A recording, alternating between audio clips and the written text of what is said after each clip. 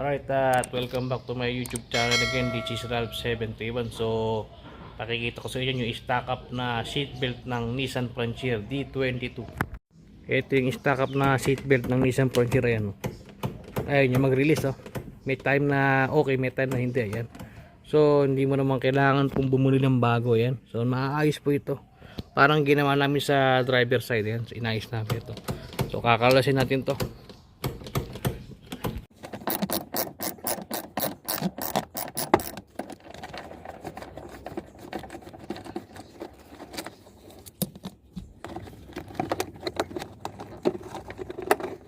Ayun, bakal sa puno natin dito. Ayan, may dalawang yan, may dalawang metal screw, tapos isang 14. Ayan, 14mm yung ulo. Ayan, tsaka ito lang aalisin nyo. Pag natanggal nyo yan, mabubuksan nyo natin ng loob. Ayan, so kakalasin ko muna itong seat belt. Ito lang aalisin dyan. So ito mga ka-Frontier, nakalada sa puno natin yung seat belt nya. So bubuksan po natin ito. Yung dito may stopper dito yun So katagalan nagkakaano siya, white rust, kaya nagkaka-stack up. Yan. Ililinisin lang po ito, hindi kailangan palitan na yan. So Frontier D22 yan, 4x4 itong unit. Pero same na po yung lahat ito, basta D22 body, kanya nang gagawin nyo yan. So kakalisin ko muna to. Ito para maalis yung cover, may lock to yung pinin. So huwag nyo iwawala yan. Tatlo ata yan, tatlo yan. Tutulak nyo lang to.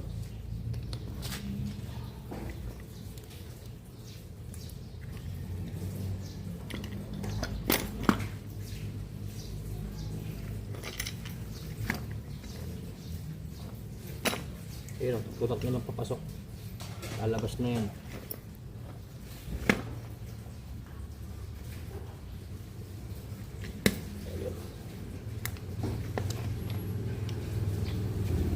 Ito yung pin, huwag nyo iwawala ito. Ayan. So mabubuksan na po ito yung takip.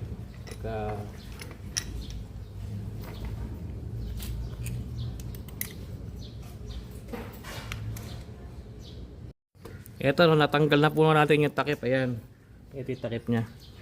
Yung pin baka mawala. Yun, so dito nagkakaproblema ho yan, katagalan na yan. So tanso ito. Ayan, kinakain ng umido ng white rust, kaya nangyayari hindi magre-release ito umiikot. Kaya pag hinihiling yung seatbelt, hindi mahatak. Ayan, so ito lalangisan namin to, lilinisin to, itong part na to. Ayan yung nakikita nyo. Ayan, ayan, so itong parte po yung lilinisan po natin. Ito, yan, so pagka stack up to, ayan, itong nasa gitna yung tanso, hindi na po gagalaw yun. So lalangisan natin to. Ito, ayan po, may umido. Ayan, sa loob.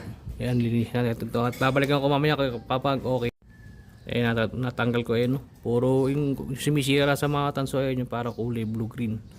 Ayan, so ito rin kailangan po malinis ito. Ayan, ito na kasi nagko-control sa gumaganyan.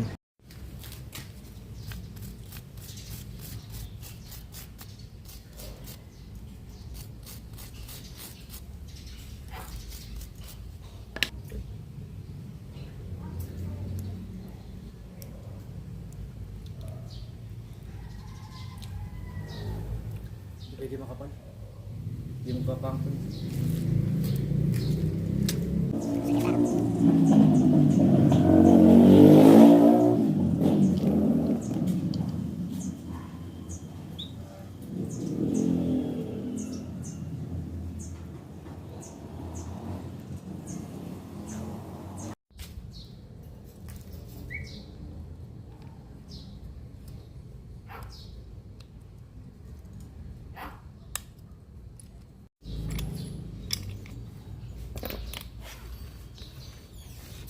Ito nahihila na po. Ayan, dati sumasagpo siya. Ayan, ayan, free na siya, free.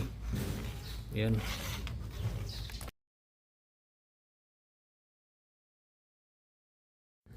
so natapos sa po natin, kakabit na natin ngayon. So functional na ating seatbelt ngayon. Ayan, so nahihila na po siya. Ayan, fully functional na po siya.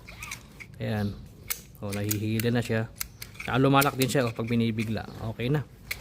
Ayan. Dati hindi namin mahila kaya hindi magamit. Ayan. Ayan oh. Okay. Okay, kakapitan na natin to. So ito yung ating unit, Nissan Frontier na D22 4x4 yan. Dito natin ito binaklas.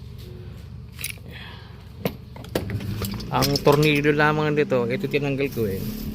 So 14 yung yung ulo ng head ng bolt. Dalawang 14 bali tatlo dito. Tsaka ito, tsaka isang metal screw, yun lang. Yun lang yung babalik nyo. Nadali lang, tapos aalisin nyo yung pinaka cover. Ayan. So ibabalikan muna po ito. Hanggang dito na natin video at maraming salamat po sa mga nanood.